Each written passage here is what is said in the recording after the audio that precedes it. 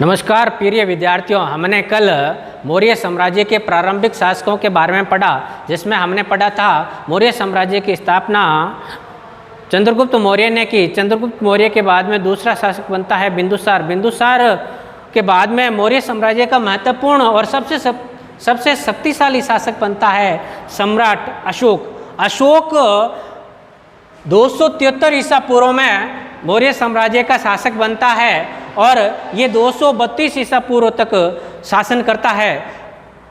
सम्राट अशोक ने संपूर्ण भारत को एकीकृत किया था। पहले भारत छोटे छोटे साम्राज्य में विभाजित था, तो मौर्य साम्राज्य में बिंदुसार के बाद में अशोक शासक बना। अशोक ने संपूर्ण साम्राज्य को जो छोटे छोटे भागों में विभाजित था उनको एकीकृत करके भारत को एक एकीकृत साम्राज्य में स्थापित किया था। अशोक की उपाधि है, अभिलेखों में अशोक को देवानाम पीर्य के नाम से जाना जाता है।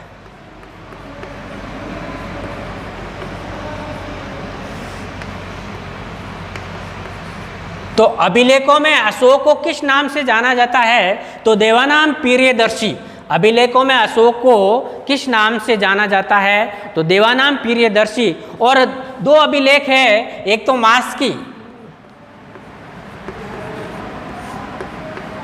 दूसरा है गुर्जरा। इन अभिलेखों में अशोक का नाम अशोक मिलता है। तो मात्र दो ही अभिलेख है, मास्की और गुर्जरा, जिसमें अशोक का नाम अशोक मिलता है। बाकी सभी अभिलेखों में अशोक का नाम देवानाम पीर्यदर्शी मिलता है। एक पुस्तक है जिसका नाम है राजतरंगिणी। राजतरंगिणी जिसकी रचना कल्हण ने की थी। इसमें कश्मीर का इतिहास है। तो इस पुस्तक से भी हमें मौर्य शासक अशोक के बारे में जानकारी प्राप्त होती है।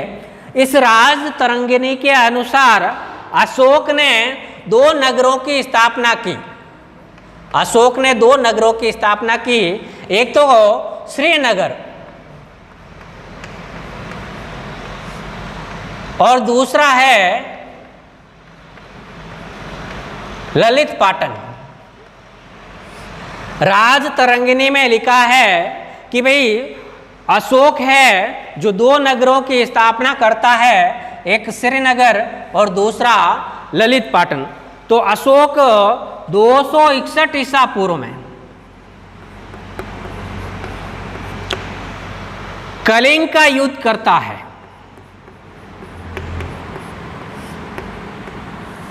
कलिंग का युद्ध कब होता है? 261 ईसा पूर्व में। कलिंग का युद्ध क्यों होता है, इसका कारण है कलिंग युद्ध के कारण।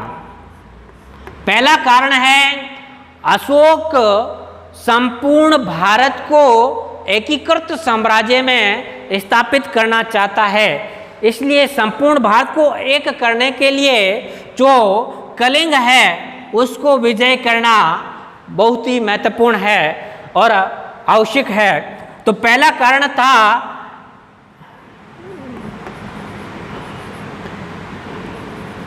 एकीकृत साम्राज्य।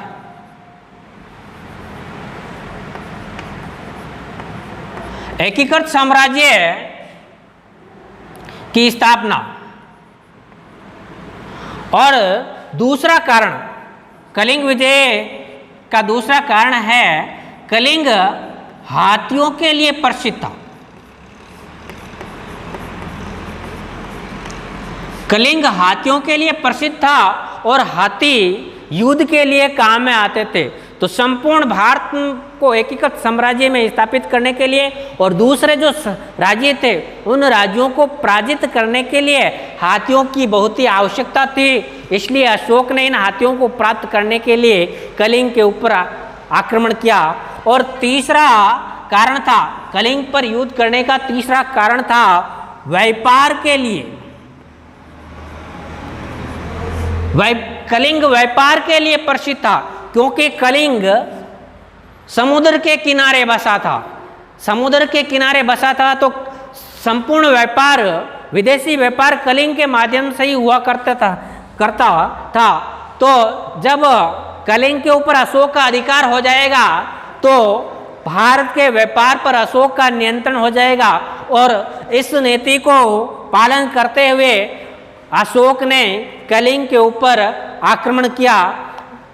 कलिंग का शासक था नंदराज।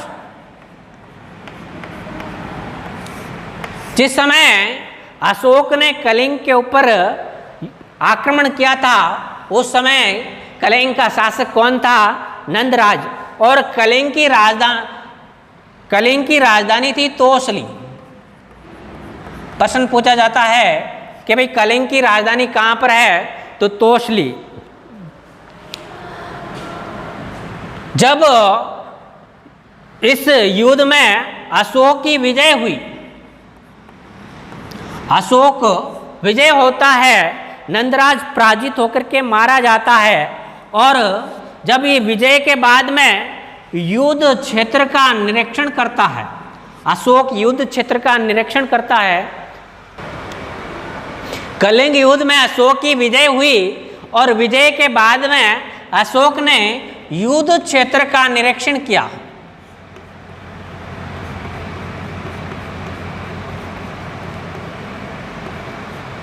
युद्ध क्षेत्र का निरीक्षण किया तो युद्ध क्षेत्र में लगभग 1 लाख लोग मारे गए और 1.5 लाख लोग घायल हो गए। हजारों भाइयों के भाई चले गए, हजारों पत्नियां विधवा हो गई, हजारों माताओं के पुत्र मारे गए इस युद्ध में। तो एक बौद्ध भिक्षुक, एक बौद्ध भिक्षुक था उपगुप्त।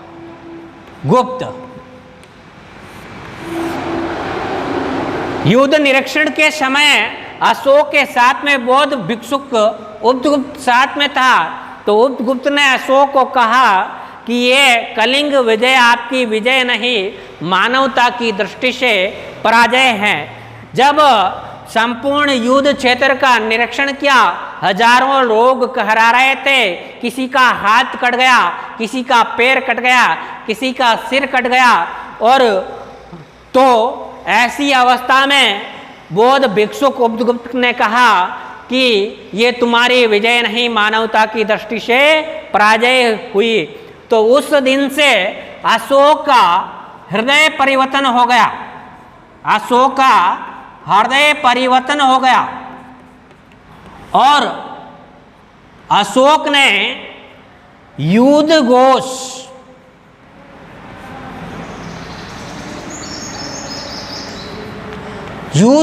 के स्थान पर धम्म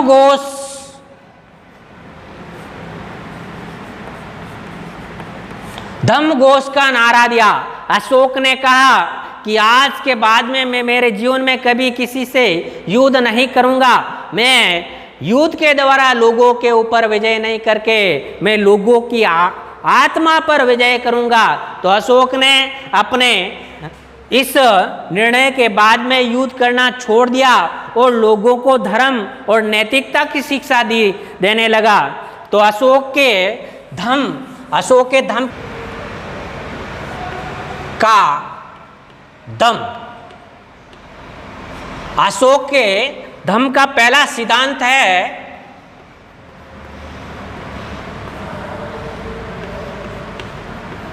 सहिष्णुता।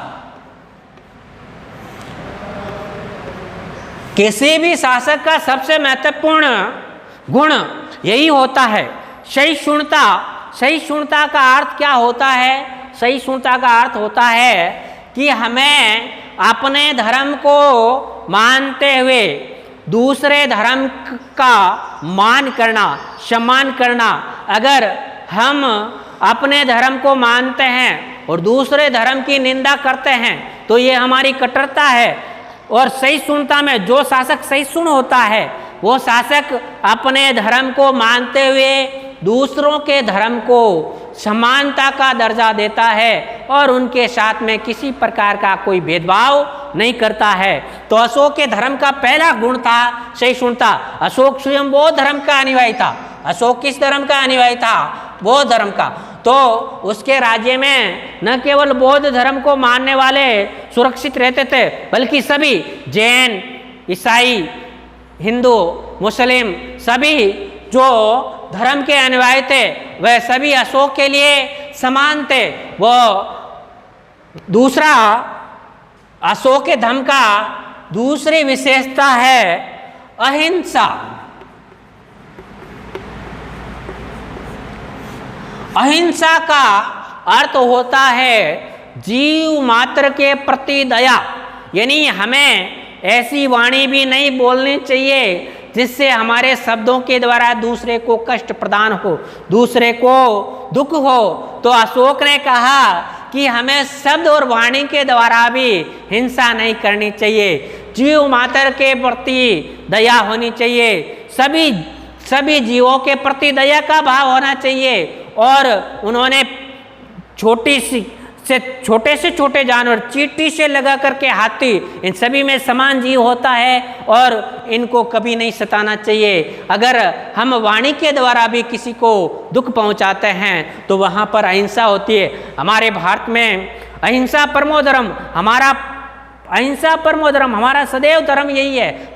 हम चाहे किसी भी धर्म के अनुयायी, किसी भी धर्म के अनुयायी क्यों ना हो, लेकिन अहिंसा परमो धर्म हमारा पहला धर्म है। अहिंसा, हमें किसी के प्रति हिंसा नहीं करनी चाहिए, जीव मात्र के प्रति दया रखनी चाहिए। दूसरा अशोक के धर्म की तीसरी विशेषता है आडंबरहीनता।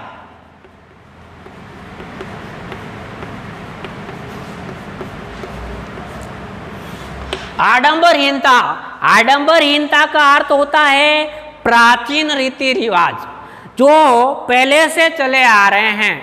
तो अशोक ने कहा कि हमारे जीवन में आडंबरहीनता नहीं होनी चाहिए। हम किसी बात को इसलिए नहीं मानना चाहिए क्योंकि उस बात को हमारे पूर्वज मानते थे। तो हमें किसी बात को मानने से पहले उस बात को तथ्यों पर रख करके प्रमाणिक सिद्ध कर लेना चाहिए। अगर वह बात, वह नियम प्रमाणिक है, सत्य है और सही है तभी मानने चाहिए। हमें आडंबरता नहीं होनी चाहिए कि हम किसी बात को इसलिए मानते हैं क्योंकि हमारे पूर्वज मानते थे। हमारे पूर्वजों को ज्ञान नहीं था इसलिए वो आडंबरता रखते थे। जैसे वर्तमान में छुआछूत,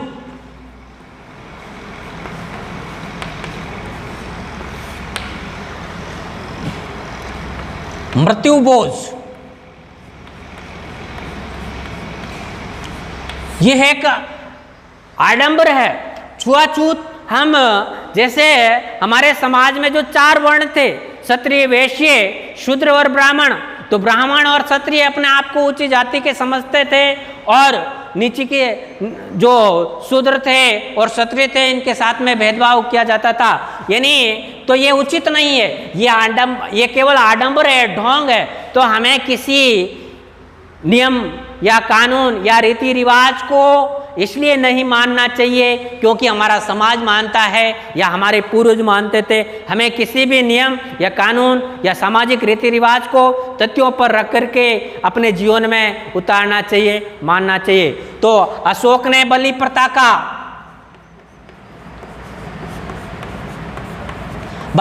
बंद कर दी। यानी अपने राज्यों में, अब अशोक कलिंग युद्ध से पहले अपने राज्यों में हजारों पशुओं की बलि देता था, लेकिन अशोक ने कलिंग युद्ध के बाद में बलि प्रथा को बंद कर दिया कि एक आडंबर है, ढोंग है, इसको ये सत्य नहीं है, ये इसलिए हमें इससे अपने धर्म से बाहर निकाल देना चाहिए। अशोक के धर्म की चौथी विशेषता है लोक कल्याण।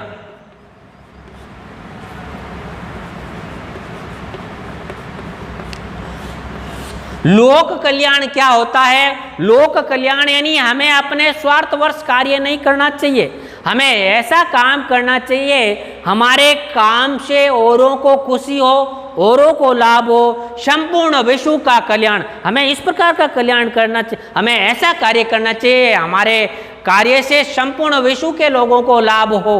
तो अशोक ने लोक कल्याण की कामना, हमें कभी भी स्वार्थवश कार्य नहीं करना चाहिए। हम किसी भी कार्य को इसलिए नहीं करते हैं क्योंकि ये कार्य करने से हमें लाभ होगा, हमें फायदा होगा, ये हमारी संकीर्णता है। तो अशोक ने कहा कि अपनी संकीर्णता से बाहर निकलो, अपने स्वार्थ से बाहर निकलो और लोक कल्याण इस प्रकार के कार्य करो जिससे संपूर्ण विश्व के लोगों को सुख और उनको सुविधाएं प्राप्त हो। तो अशोक ने अपने धम्म में लोक कल्याण, जनता की भलाई के लिए कार्य किया। अशोक के धम्म की अगली विशेषता है श्रेष्ठ नैतिकता।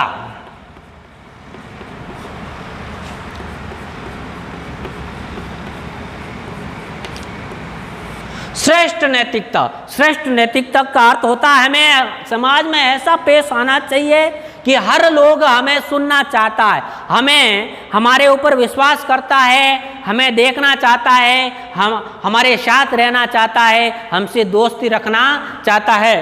तो श्रेष्ठ नैतिकता यानी हमें दूसरों की वस्तुओं के ऊपर नजर नहीं डालनी चाहिए।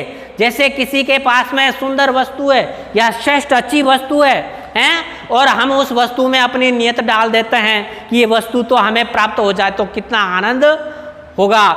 तो हमें नैतिकता, हमारी नैतिकता श्रेष्ठ होनी चाहिए। हमें दूसरों की वस्तु चाहिए, कितने भी कीमती क्यों ना हो, कितने भी सुंदर क्यों ना हो, उसके अंदर अपनी नियत को नहीं डालना चाहिए और हमें नैतिकता से जीना चाहिए। नैतिकता यानी सामाजिक दृष्टि से हमें बुजुर्गों का आदर करना चाहिए, अपने माता पिता की सेवा करनी चाहिए, गुरुजनों का आदर करना चाहिए, गुरुजनों का सम्मान करना चाहिए, बुजुर्गों की सेवा करनी चाहिए और सर्व कल्याण की दृष्टि से हमें कार्य करना चाहिए। तो आपकी नैतिकता अगर श्रेष्ठ है तो समाज में आपको अच्छा स्थान है और अगर आप में नैतिकता नहीं है तो आप समाज में गिरे हुए इंसान होंगे, आपका कोई भी आदर नहीं होगा और जहाँ भी जाएंगे आपको धक्का खाना पड़ेगा। इसलिए हमारे जीवन में नैतिकता अच्छी होनी चाहिए जिससे हम जहाँ भी जाए हमारा सम्मान हो।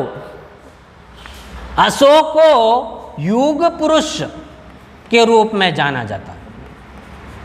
युग पुरुष, युग पुरुष क्या होता है यानी जहां मैं खड़ा हूं वहां मेरे पीछे लाइन लग जाए। यानी युग पुरुष अशोक ने जो कार्य किया उसका उस समय विरोध करने वाला कोई नहीं था। यानी अशोक युग पुरुष थे। जिस प्रकार रामायण में